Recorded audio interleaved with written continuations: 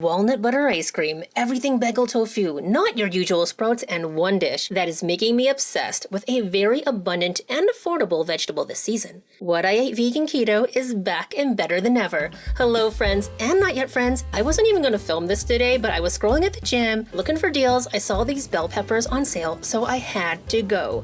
Also on sale, organic extra firm tofu. But not on sale, and at the same time the real reason for this impromptu food vlog, silk half and half. This might be old news to you, but it's new to me. I've never had it because I assumed it wasn't going to be keto friendly. It turns out it is. So we're going to have a taste test. That said, I don't want to hear anything about me using decaf instant coffee.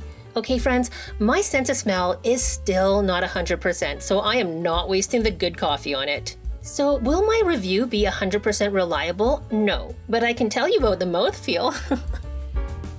It tastes to me okay, right? It's neutral. There's not a lot of body with 1 tablespoon, so I'll add a touch more to give it a better chance. Ah, much better.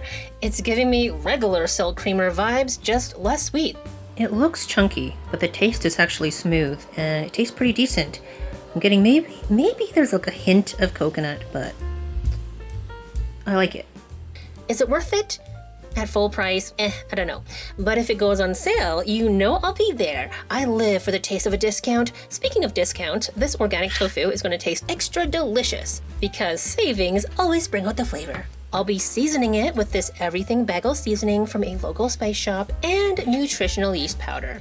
And to make sure it sticks, I'm brushing the tofu with a little bit of olive oil first.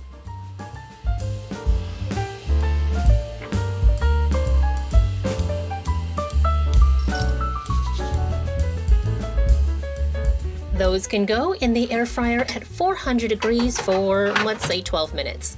In the meantime, I still rely on this green drink for my daily multivitamin. Whoops, I almost forgot a generous splash of lemon juice. Really zests things up. With a couple minutes left on the tofu, I'm just going to toast my vegan keto bun, sneak it in there. Let's build this masterpiece. First, mustard. In a smush of avocado. I sprouted a mix of garbanzo, peas, and lentils, and a mix of alfalfa, radish, mustard, and clover seeds. But I didn't grow this lettuce. I might start some this winter. Let us pray those plans work out. Now for the star, air-fried everything bagel seasoned tofu, and a dollop of mayo. And voila! This combo gives me KFC vibes. Not just the chicken flavor, but if KFC stood for keto, flavorful, and crunchy, those garbanzo sprouts especially give this crunchy sweetness. It's amazing. And along with the other slab of tofu, this breakfast packs 49 grams of plant-based protein, enough to give me the strength to do my most important work, like fulfilling your top voted request from last week's Will Walnuts Tofu. Y'all decided we should ice cream that walnut butter, so that's what I'll try to do today. Let's get to the numbers. We have 220 grams of walnut butter. I'll mix that with an equal amount of non-dairy milk. Almond would be ideal, but hey, I got soy in the fridge and that's what we're rolling with. Next, some flavor. 1 teaspoon of vanilla extract. For sweetener, we've got a few to choose from. We've got inulin, Truvia icing sugar, which is made from erythritol and stevia, golden lakanto, which is my usual go-to, made out of erythritol and monk fruit, as well as allulose, which is kind of contraband in Canada. It hasn't been approved by Health Canada yet, so Canadians like myself can't get it easily. I had heard great things, but after I tried it, let's just say I had a bad reaction, which is very disappointing, especially because the taste is really like actual sugar. Plus, allulose is supposed to be especially good for ice cream because it doesn't crystallize the way erythritol can. Anyways, I also have these English toffee flavored stevia drops. For now, I'm going to go in with golden lakanto and blend.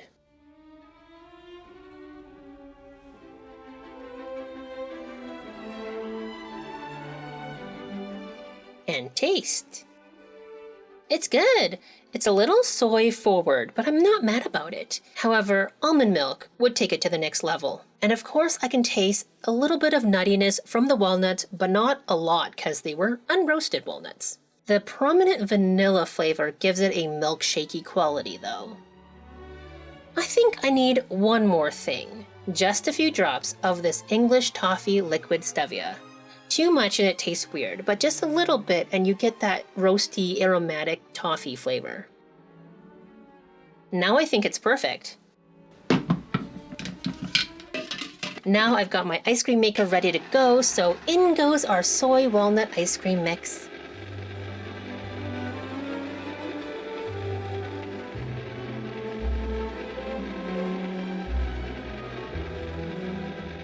After a little while, I know the cold will change the way I perceive taste, so I'll try it now. The vanilla flavor has mellowed, so I think I need to kick things up a notch with a half tablespoon of instant espresso powder.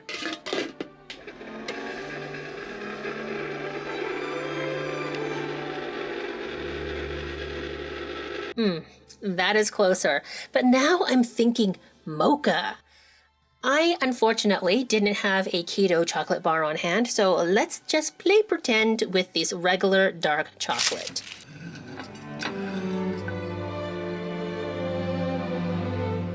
In goes our chocolate shavings.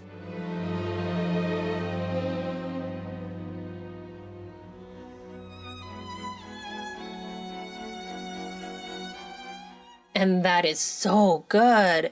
It has a really nice soft serve consistency and crunch from the chocolate shavings. But instead of eating this in the morning, it's going to be way more special if I have this for dessert and not randomly after breakfast. So into a container it goes. I put it in the freezer for 2 hours, which is what my ice cream maker manual recommends. Afterwards, the texture is hard along the edges and super soft in the center. At this point, you might be thinking, this is a pretty fun job. Not gonna lie, it is. But if you're gonna be a food vlogger, you have to be constantly doing dishes. Not very exciting.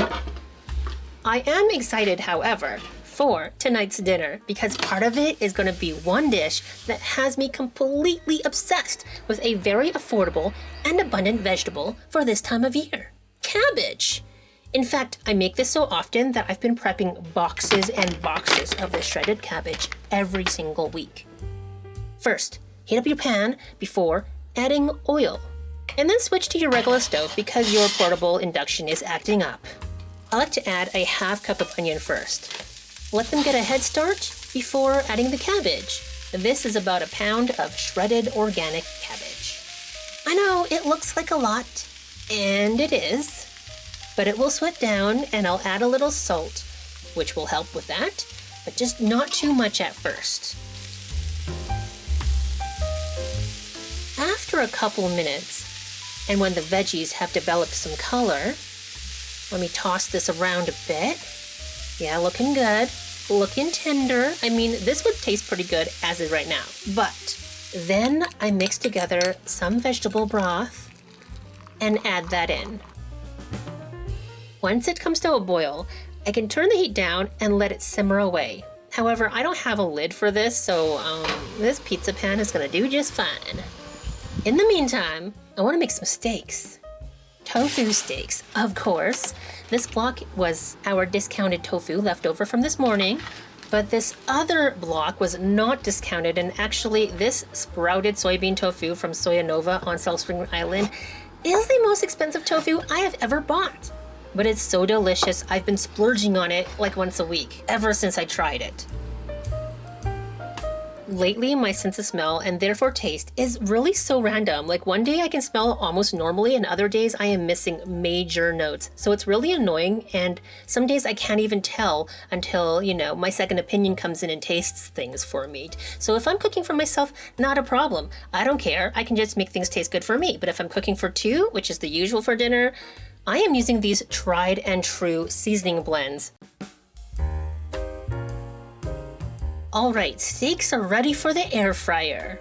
And they're going in the air fryer 400 degrees Fahrenheit for 12 minutes-ish. Back to our simmering cabbage. It has become so tender and sweet. It's almost there, but I want to add creaminess, so I'm going to blitz some hemp hearts with water. Add that cream in.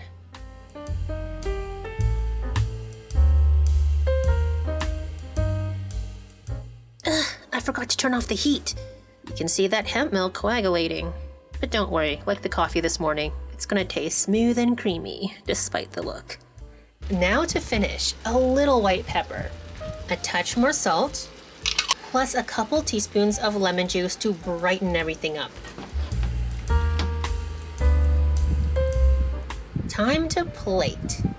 I am gonna have plenty of this sweet braised cabbage.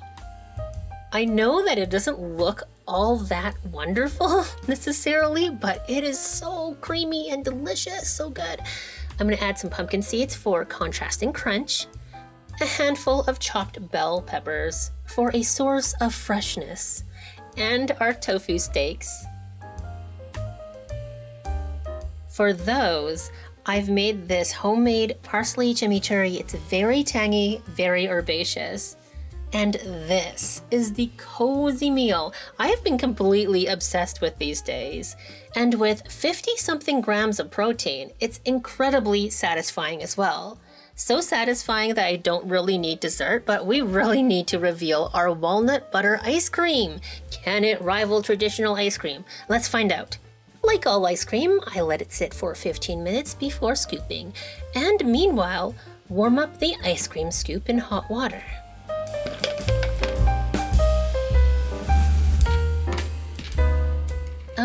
It appears that 15 minutes was not enough. So, after another 15 minutes, it looks beautiful.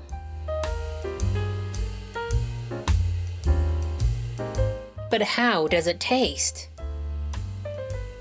To my taste buds, which you guys know are not 100%, it tastes like a mocha soy latte with little crunchy chocolate bits. Not super nutty, and I actually quite like it, even though I can really taste the soy.